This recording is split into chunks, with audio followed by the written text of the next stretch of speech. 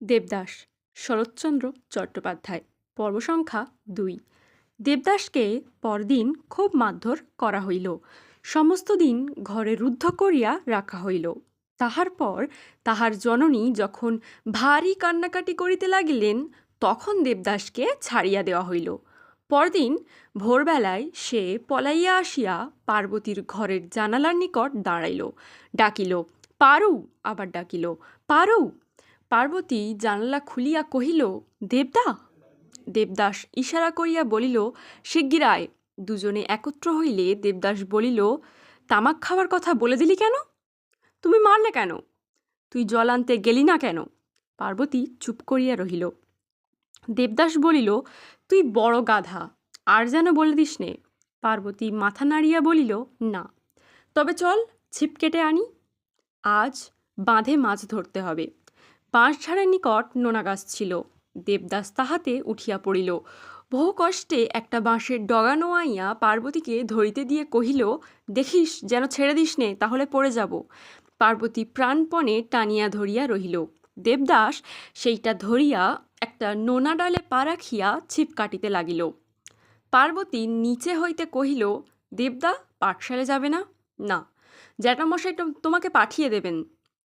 বাবা, আপনি বলেছেন, আমি আর ওখানে পড়ব না, বাড়িতে পণ্ডিত আসবে। পার্বতী একটু চিন্তিত হইয়া উঠিল। পরে বলিল, কাল থেকে গরমের জন্য আমাদের সকালবেলা পাঠশালা বসে, আমি এখনই যাব। দেবদাস উপর হইতে চক্ষু রাঙাইয়া বলিল, না, যেতে হবে না। এই সময় পার্বতী একটু অন্যমনস্ক হইয়া পড়িল। অমনি বাঁশের ডগা উপরে উঠিয়া গেল এবং সঙ্গে সঙ্গে দেবদাস নোনা ডাল হইতে নিচে পড়িয়া গেল। বেশি উঁচু ছিল না বলিয়া তেমন লাগিল না, কিন্তু গায়ে অনেক স্থান ছড়িয়া গেল। নিচে আসিয়া ক্রুদ্ধ দেবদাস একটা শুষ্ক কঞ্চি তুলিয়া লইয়া পার্বতীর পিঠের উপর, গালের উপর, যেখানে সেখানে সজোরে ঘা কতক বসাইয়া দিয়া বলিল, যা, দূর হয়ে যা। প্রথমে পার্বতী নিজেই লজ্জিত হইয়া পড়িয়াছিল, কিন্তু যখন ছড়ির পর ছড়ি ক্রমাগত পড়িতে লাগিল, তখন সে ক্রোধে ও অভিমানে চক্ষু দুটি আগুনের মতো করিয়া বলিতে লাগিল, এই আমি জ্যাঠামশাইয়ের কাছে যাচ্ছি। দেবদাস রাগিয়া আর এক ঘা বসাইয়া দিয়া বলিল, যা, এক্ষুনি বলগে যা। বয়েই গেল। পার্বতী চলিয়া গেল। যখন অনেকটা গিয়েছে, তখন দেবদাস ডাকিল, পারু। পার্বতী শুনিয়াও শুনিল না, আরও দ্রুত চলিতে লাগিল। দেবদাস আবার ডাকিল, ও পারু, শুনে যা না। পার্বতী জবাব দিল না। দেবদাস বিরক্ত হইয়া কতকটা চিৎকার করিয়া কতকটা আপনার মনে বলিল, যাক, মরগে। পার্বতী চলিয়া গেলে দেবদাস যেমন তেমন করিয়া দুই একটা ছিপ কাটিয়া লইল। তাহার মন বিগড়াইয়া গিয়াছিল। কাঁদিতে কাঁদিতে পার্বতী বাড়ি ফিরিয়া আসিল। তাহার গালের উপর ছড়ির দাগ নীল হইয়া ফুলিয়া রহিয়াছে। প্রথমেই ঠাকুরমার চোখে পড়িল। তিনি চেঁচাইয়া উঠিলেন, ওগো, মাগো, কে এমন করে মারলে পারু? চোখ মুছিতে মুছিতে পার্বতী কহিল, পণ্ডিত মশাই।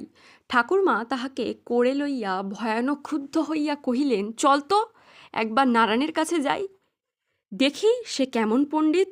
আহা, বাছাকে একেবারে মেরে ফেলেছে। পার্বতী পিতামহীর গলা জড়াইয়া কহিল, চলো।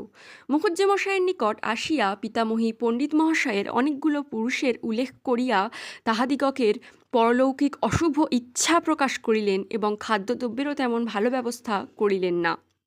শেষে স্বয়ং গোবিন্দকে নানা মতে গালি পাড়িয়া বলিলেন, নারায়ণ, দেখো তো, মিনসের আস্পর্ধা সুদূর হয়ে বামুনের মেয়ের গায়ে হাত তোলে, কি করে মেরেছে একবার দেখো। বলিয়া গালের উপর নীল দাগগুলো বৃদ্ধা অত্যন্ত বেদনার সহিত দেখাইতে লাগিলেন। নারায়ণবাবু তখন পার্বতীর প্রশ্ন করিলেন, কে মেরেছে পারু? পার্বতী চুপ করিয়া রহিল। তখন ঠাকুরমাই আর একবার চিৎকার করিয়া বলিলেন, আবার কে? ওই গোয়ার পণ্ডিতরা। কেন মারলে? পার্বতী এবারও কথা কহিল না। মুখুজ্জেমশাই বুঝিলেন কোনো দোষ করার জন্যই মার খাইছে, কিন্তু এরূপ আঘাত করা উচিত হয় নাই। প্রকাশ করিয়া তাহাই বলিলেন। শুনিয়া পার্বতীর পিঠ খুলিয়া বলিল, এখানেও মেরেছে। পিঠের দাগগুলো আরও স্পষ্ট, আরও গুরুতর। তাই দুজনেই নিতান্ত ক্ষুব্ধ হইয়া গেলেন। পণ্ডিত মশাইকে ডাকিয়া কৈফিয়ত তলব করিলেন। মুখুজ্জেমশাই, এরূপ অভিসন্ধিরও প্রকাশ করিলেন এবং স্থির হইল যে এরূপ পণ্ডিতের নিকট ছেলে মেয়ে পাঠানো উচিত নহে। রায় শুনিয়া পার্বতী খুশি হইয়া ঠাকুমার কোলে চড়িয়া বাড়ি ফিরিয়া আসিল। বাড়িতে পৌঁছিয়া পার্বতীর জননীর জেরাই পড়িল। তিনি ধরিয়া বসিলেন। কে মেরেছে বল? পার্বতী বলিল, মিছিমিছি মেরেছে। জননী কন্যার খুব করিয়া কান মলিয়া দিয়া বলিলেন, মিছিমিছি কেউ কখনো মারে? দালান দিয়া সেই সময় শাশুড়ি যাইতেছিলেন। তিনি ঘরের চৌকাঠের কাছে আসিয়া বলিলেন, বৌমা, মা হয়ে তুমি মিছিমিছি মারতে পারো, আর সে মুখ পোড়া পারে না? বৌমা শুধু শুধু কখনো মারেনি, সে শান্ত মেয়ে, কী করেছে তাই মার খেয়েছে। শাশুড়ি বিরক্ত হইয়া বলিলেন, আচ্ছা তাই না হয় হলো, কিন্তু ওকে আর আমি পাঠশালায় যেতে দেব না। একটু লেখাপড়া শিখবে না? কি হবে বৌমা, একটা আধটা চিঠিপত্র লিখিতে পারলে, দুছত্র রামায়ণ মহাভারত পড়তে শিখলেই ঢের। পারো কি তোমার জজিয়াতি হবে না উকিল হবে? বৌমা অগত্যা চুপ করিয়া রহিল। সেদিন দেবদাস বড় ভয়ে ভয়েই বাড়িতে প্রবেশ করিল। পার্বতী যে ইতিমধ্যেই সমস্ত বলিয়া দিয়াছে তাহাতে তাহার আর কিছুমাত্র সংশয় ছিল না। কিন্তু বাড়ি আসিয়া যখন তাহার অনুমাত্র আভাসও পাইল না, বরঞ্চ মায়ের কাছে শুনতে পাইল আজ গোবিন্দ পণ্ডিত পার্বতীকেও অত্যন্ত প্রহার করিয়াছেন, তাই আর সে পাঠশালায় যাইবে না, তখন আনন্দের অতিশয্যে তাহার ভালো করিয়া আহার করাই হইল না।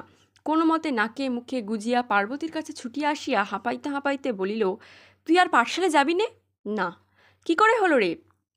আমি বললুম, পণ্ডিত মশাই মেরেছে। দেবদাস খুব একগাল হাসিয়া তাহার পিঠ ঠুকিয়া দিয়া মত প্রকাশ করিল যে তাহার মতো বুদ্ধিমতী এ পৃথিবীতে আর নাই। তাহার পর ধীরে ধীরে সে পার্বতীর গালের নীল দাগগুলি সযত্নে পরীক্ষা করিয়া নিঃশ্বাস ফেলিয়া কহিল, আহা। পার্বতী একটু হাসিয়া মুখ পানে চাহিল, বলল, কি বড় লেগেছে না রে পারু? পার্বতী ঘাড় নাড়িয়া বলিল, আহা, কেন এমন করিস? তাই তো রাগ হয়, তাই তো মারি। পার্বতীর চোখে জল আসিল। মনে মনে ভাবিল জিজ্ঞাসা করে কি করি, কিন্তু পারিল না। দেবদাস তাহার মাথায় হাত রাখিয়া বলিল, আর অমন করো না কেমন? পার্বতী মাথা নাড়িয়া বলিল, না।